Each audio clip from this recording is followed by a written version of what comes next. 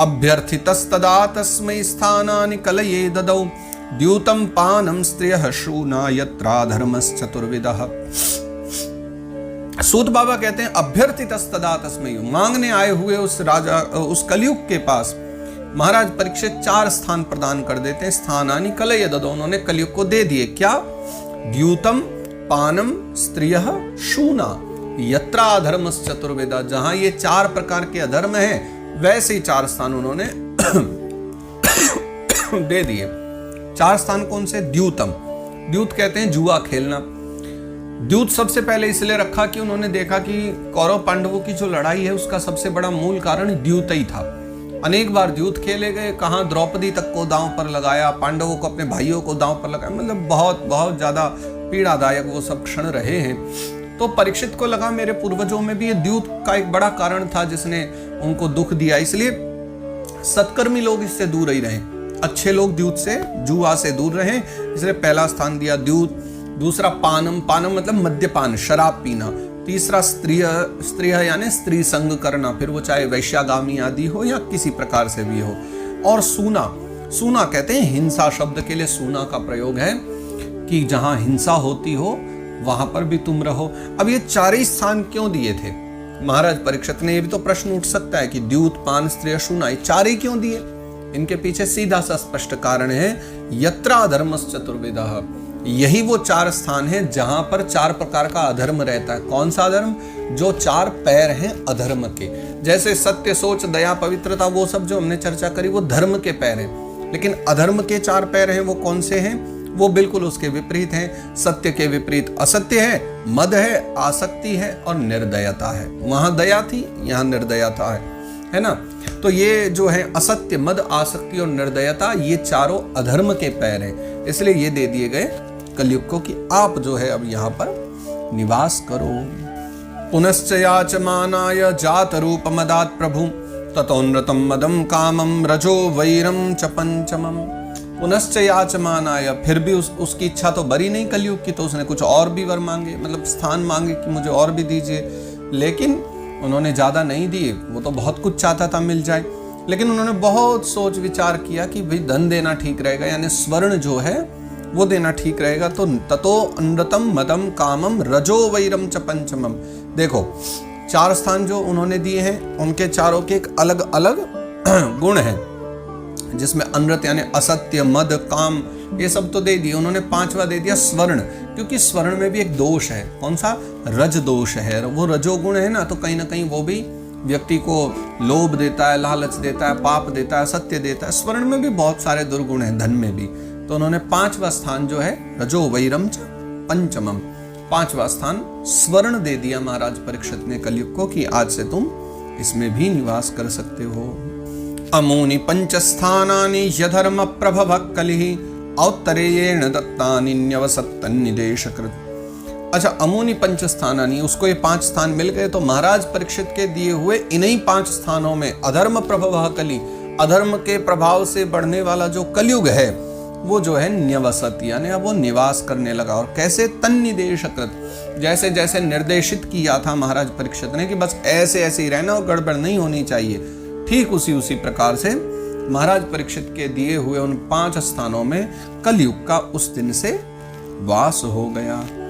अथैतानि न सेवेत बुभूषु पुरुषः क्वचित् विशेषतो धर्मशीलो लाजालोकपतिर्गुरुः। तो अथैतानि न सेवेता, भैया ये वाला श्लोक है ना जो बहुत बड़ी एक आज्ञा है भागवत जी की, पर क्या करें, ये कलयुग का कुछ प्रभाव ही ऐसा है कि हम और आप कभी इसको मानते ही नहीं है और ना ये स्वीकार कर पाते हैं। लेकिन अगर कोई मान सके तो वास्तविकता में संसार में श्रेष्ठ स्थिति में आ जाता है, महापुरुषों में उसकी गणना। ये भागवत जी अब एक बहुत बड़ी आज्ञा दे रही है हमारे और आपके लिए कि अथैतानि न सेवेत। इसी कारण से ये जो 5 वस्तुएं हैं इनका सेवन नहीं करना चाहिए। बुभुषु पुरुषः क्वचित्, यानी कि जो आत्मकल्याणी, बुभुषु मतलब जो आत्मकल्याण की इच्छा रखते हैं। अब देखो आधे तो पहले कह देंगे हमें आत्मकल्याण करना ही नहीं है इसलिए हम नहीं मान सकते, पर भैया जिनको आत्मकल्याण चाहिए, जो मोक्ष की यात्रा में है, उन्हें तो बचना पड़ेगा इन 5 वस्तुओं से। इन 5 का सेवन करना ही नहीं चाहिए। कौन कौन? विशेषतो धर्मशीलो। सबसे पहले तो कहते हैं कि देखो एक धार्मिक राजा, ऐसा राजा जिसे अंत में आत्मकल्याण करना है, क्योंकि वो भी फंसा हुआ है, तो आत्मकल्याण चाहिए तो उसे भी ध्यान रखना पड़ेगा। धर्मशील हो राजा, यानी धर्मशील राजा।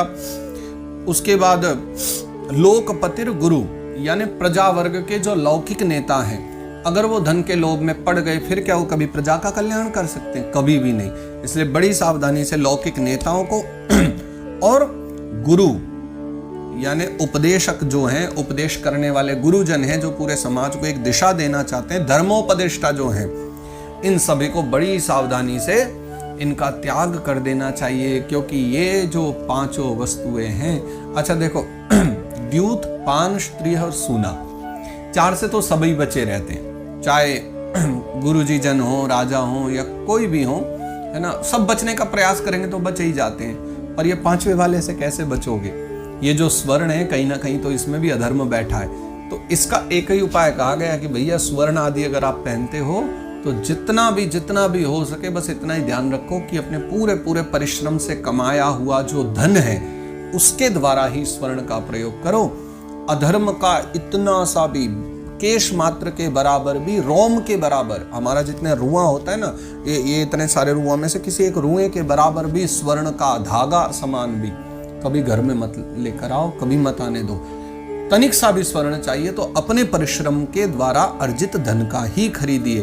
अन्यथा जितना जुआ खेलने का पाप है, जितना शराब पीने का है, जितना वैश्यागमन करने का है, स्त्री संग करने का है, और जितना हिंसा करने का पाप है, उतना ही पाप किसी अन्य के भाग का स्वर्ण लेकर रखने में है। ये बहुत बड़ा पाप है। इसलिए भागवत जी का आदेश तो है कि इन पांच वस्तुओं का बिल्कुल त्याग कर देना चाहिए, बड़ी सावधानी से रहना चाहिए।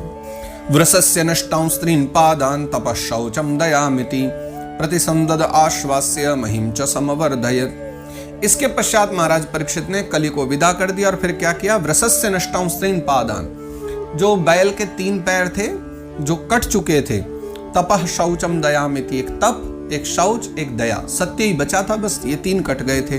प्रतिसंदद आश्वास्य महिं च संवर्धत, उन्होंने वो जो 3 पैर हैं धर्म महाराज के, वो 3 पैर जोड़ दिए और उनको 4 पैर वाला बैल बना करके तब विदा किया। और आश्वास्य महिं च संवर्धयत्, उन्होंने उनको आश्वासन भी दिया, धर्म महाराज वृषभ को भी आश्वासन दिया, पृथ्वी को आश्वासन दिया और पृथ्वी का संवर्धन किया। अब संवर्धन से तात्पर्य क्या है कि फिर उन्होंने जब सारा धर्म बढ़ने लगा, लोग अपने अच्छे अच्छे कर्म करने लगे, तो फिर उन्होंने जो है पृथ्वी की इतनी सेवा करवाई कि किसी प्रकार भी पृथ्वी पर भार न रहा। तो पृथ्वी अपने आप ही रत्नों की खान बन गई, अन्न की खान बन गई, सब पृथ्वी से दोबारा प्राप्त होने लगा। ये महाराज परीक्षित की महिमा ही थी जो उन्होंने इस प्रकार से माता पृथ्वी को और धर्म को संतुष्ट कर दिया। स एष एतर्ह्यध्यास्त आसनं पार्थिवोचितं पितामहे नोपन्यस्तं राज्ञारण्यं विविक्षता। वही महाराज परीक्षित जिन्होंने अपने पितामह पांडवों के द्वारा आज्ञा पाकर के राज सिंहासन पर बैठे थे, और यह राज्य युधिष्ठिर ने जाते समय परीक्षित के हाथों में सौंप दिया था। यह जो राज्य है उसी राज्य पर इस समय वही महाराज चक्रवर्ती महाराज एक छत्र सम्राट परीक्षित विराजमान हैं, बैठे हुए हैं। आस्ते धुना सराजर्षि कौरवेन्द्र श्रियोल्लसन गजाह्वये महाभागस चक्रवर्ती बृहच्छ्रवा। तो वे परम यशस्वी सौभाग्यशाली चक्रवर्ती सम्राट महाराज परीक्षित जो हैं, इस समय वो हस्तिनापुर के भीतर उस कौरव कुल की, पांडव कुल की जो राज्य लक्ष्मी है उससे शोभा पा रहे हैं। वस्तुतः मैं एक बात बताऊं, अब जो ये चर्चा कर रहे हैं ना, सूत बाबा कह रहे हैं कि अभी वो महाराज परीक्षित बैठे हुए हैं, इसका तात्पर्य क्या है? यानी वर्तमान में जब ये सूत बाबा कथा सुना रहे और शौनकादिक मुनि कथा सुन रहे बैठ करके, उस समय राजा परीक्षित ही राज्य कर रहे थे।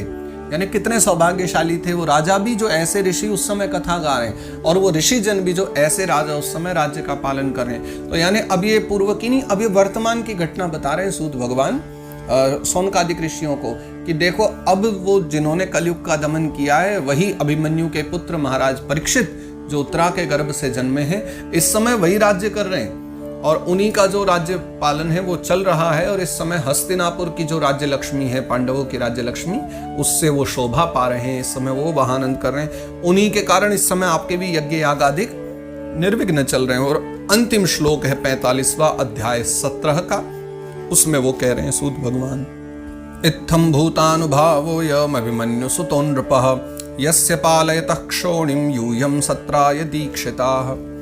अब और सूत भगवान ये भी कह रहे हैं कि अभिमन्यु नंदन जो राजा परीक्षित हैं, है ना, अभिमन्यु सुतो नृपः, महाराज जो परीक्षित हैं वो ऐसे ही प्रभावशाली हैं, है ना, इत्थं भूतानुभावम्, ऐसे ही प्रभाव वाले हैं, यस्य पालयतः क्षोणिं यूयं सत्राय दीक्षिताः, जिनके शासन काल में आप लोग भी इस दीर्घकालीन यज्ञ सत्र के लिए दीक्षित हुए हैं। अब यहाँ पर दो बातें हैं, ये श्लोक भी पूर्ण होता है 45वां, लेकिन आपको बाद में शंका ना हो इसलिए हम पहले ही चर्चा कर लेते हैं। अब कहीं कोई ये विचार न करना कि पहले ही जब कथा सुनने बैठे थे ये तो तभी कह रहे थे ऋषिगण की परीक्षित की मृत्यु कैसे हुई हम जानना चाहते हैं, और अब ये कह रहे हैं कि अभी उन्हीं का शासन काल चल रहा है, तो कथा तो शुरू हो चुकी है।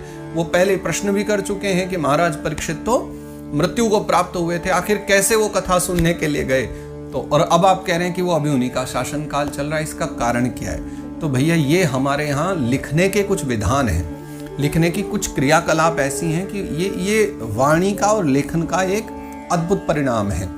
तो देखो इसके पीछे 2-3 बातें। सबसे पहली बात, शास्त्र कहता है आत्मा वही जायते पुत्र, यानी पुत्र ही है जो पिता की आत्मा होता है। तो उसके अनुरूप जिस समय ये कथा हो रही है, बाद में इस बात पर ध्यान दीजिएगा, बाद में जो कथा चल रही है उस समय जन्मेजय का राज्य चल रहा है। तो यहाँ पर जन्मेजय को ही स्मरण करके ये कहा गया है कि परीक्षित का राज्य चल रहा है, क्योंकि वो जन्मेजय परीक्षित के पुत्र हैं। तो जन्मेजय का राज्य चल रहा है, पहला कारण तो ये भी है कि कहा गया कि अभी उन्हीं का वो चल रहा है। एक दूसरा ये भी वाणी का प्रभाव कहा गया है कि सूत बाबा कथा सुनाते समय इतने प्रसन्न थे, जन्मेजय के राज्य से भी इतने प्रसन्न थे कि उनका यही स्वीकार करना था कि मानो परीक्षित का ही राज्य चल रहा है। अभी तक परीक्षित के जाने के बाद उन्होंने जन्मेजय को बिठा दिया, और परीक्षित के राज्य में और जन्मेजय के राज्य में तनिक सा भी भेद नहीं है, वो उन्होंने भी अपने पिता परीक्षित की भांति ही राज्य पालन किया। तो मानो इसलिए वो ये कह रहे हैं कि अभी परीक्षित का राज्य चल रहा है और उन्हीं की बनाई, क्योंकि भले ही राज्य जन्मेजय कर रहे हैं लेकिन नियम सारे परीक्षित वाले ही चल रहे हैं। तो इसलिए आप अगर यज्ञ भाग ठीक ठीक कर पा रहे हो, यज्ञ कर पा रहे हो, तो इसके पीछे किसकी महिमा है? जन्मेजय की नहीं, परीक्षित की, क्योंकि उनके बनाए नियमों पर जन्मेजय चल रहे हैं। एक कारण ये भी है, और तीसरा कारण ये भी हो सकता है, जो है वस्तुतः, हो नहीं सकता है, तीसरा कारण ये भी है कि ये जो लेखनी का भी एक कमाल है कि कभी कभी कथाओं में जो अतीत की चर्चा या भविष्य की चर्चा है उसको वर्तमान पूर्वक कही जाती है, ये एक नियम है। तो यहाँ भागवत जी के पहले स्कंद के 17वें अध्याय में 43 से लेकर 45 तक ये जो 3 श्लोक हैं, इनमें राजा परीक्षित की अतीत की चर्चा को भी वर्तमान कह करके गाया गया है। ये एक लेखनी का प्रभाव रहा है। और इसी के साथ फिर 45 श्लोकों के साथ आज अब हम यहाँ पर 17वें अध्याय को विश्राम देते हैं। जय जय श्रीमद्भागवते महापुराणे पारमहंस्यां संहितायां प्रथम स्कंदे कलिनिग्रहो नाम 17 और इस प्रकार श्रीमद्भागवत महापुराण के परमहंस संहिता में प्रथम स्कंद में कलि निग्रह, कलि के निग्रहण नामक रूपक यह 17वां अध्याय गाया गया है। और आओ अब 17वें अध्याय के साथ आज के सत्र को, आज के भाग को हम यहाँ करते हैं विश्राम। कल के भाग से 18वां अध्याय का आरंभ होगा और फिर जैसी प्रभु इच्छा होगी उसका दर्शन करेंगे। 18वें अध्याय में महाराज परीक्षित के श्राप की कथा है, श्रृंगी ऋषि के द्वारा उनको श्राप मिलेगा। तो 18वां और 19वां ये 2 अध्याय बचे हैं जिनमें राजा को श्राप भी लगेगा और वो गंगा के तट पर कथा सुनने पहुंच भी जाएंगे। वहां पहुंच करके कथा सुनेंगे, आरंभ करेंगे कथा को, तो पहुंच जाएंगे। अब ये 2 अध्याय बचे हैं बस, 18 और 19। उसके पश्चात प्रथम स्कंद हो जाएगा विश्राम, फिर हम द्वितीय स्कंद में प्रवेश करेंगे। तो कुछ दिनों की चर्चा भी और प्रथम स्कंद की है, तो बड़े ही प्रेम से और आनंद से भाव भक्ति पूर्वक नित्य ही ये 10-20 मिनट अपने जीवन के बड़े अमूल्य जो समय है उनका पालन करते रहिए। मेरी तो यही इच्छा है कि बहुत अच्छी ये यात्रा चल रही है हमारी और आपकी भागवत यात्रा, और इस गंगा में अकेले अकेले गोते लगाओ ये भी ठीक नहीं है। अगर ये आपको समझ आती है बात कि ऐसी भागवत यात्रा जो हमें सदा सर्वदा नहीं मिल सकती, पर ये एक बड़े सौभाग्य से मिल पा रही है, हमारा प्रयास भी है, आपका भी प्रयास है, तो आओ दोनों मिलकर के इस गंगा को बहाते रहें। और जो अब तक इससे अनभिज्ञ हैं, जिनको इस विषय में पता नहीं है, तो यदा कदा आपने जितने भी आपके सोशल मीडिया से जुड़े हुए लोग हैं, फ़ोन आदि में जुड़े हुए लोग हैं, सब तक ये खबर भिजवाइए, सब तक ये शेयर किया कीजिए, एक बार सबको भेज दीजिए ताकि उनको भी ये लाभ मिले। और जो भागवत के प्रेमी हैं सब नित्य इनका श्रवण किया करें। तो रोज 10-20 मिनट आओ। प्रातः काल 8 बजे का हमने ऐसा समय निर्धारित किया है कि भगवत इच्छा से समय वही चल रहा है। नित्य 8 बजे तो हमारी चर्चा हो जाती है आरंभ। तो बस नित्य की भांति चलते रहेंगे, यूं ही इस भागवत यात्रा को करते रहेंगे। और 18वां 19वां 2 अध्याय हैं, इनकी भी चर्चा यूं ही प्रेम से करेंगे। हम महाराज परीक्षित को लगेगा श्राप, तब पहुंचेंगे वो गंगा तट पर, और फिर वो गंगा तट पर सुखदेव मुनि का दर्शन करेंगे। तब दोनों के मध्य में जो चर्चा है उसी का नाम भागवत है। और वस्तुतः वैसे तो ये भी सब भागवत है, क्योंकि कितनी प्यारी प्यारी चर्चा प्रथम स्कंद में आई। और मुझे पूरा विश्वास है इससे पहले भले ही आपने जीवन में अनेकों भागवत कथा सुनी होंगी, ये वाला आनंद कभी नहीं लिया होगा जो मूल रूप से चर्चा करने में। हाँ, हमको 3 महीने तो लग गए हैं अभी पहले अध्याय पहले स्कंद में ही, लेकिन ये 3 महीने हमारे बिल्कुल अच्छे गए हैं। सब चर्चा बहुत बहुत मांगलिक इसमें चर्चा है। तो आओ आज के सत्र को यहाँ 17वें अध्याय पर विश्राम देते हैं। श्री कृष्णार्पणमस्तु, श्री कृष्णार्पणमस्तु, श्री कृष्णार्पणमस्तु। श्री गोवर्धननाथ की जय।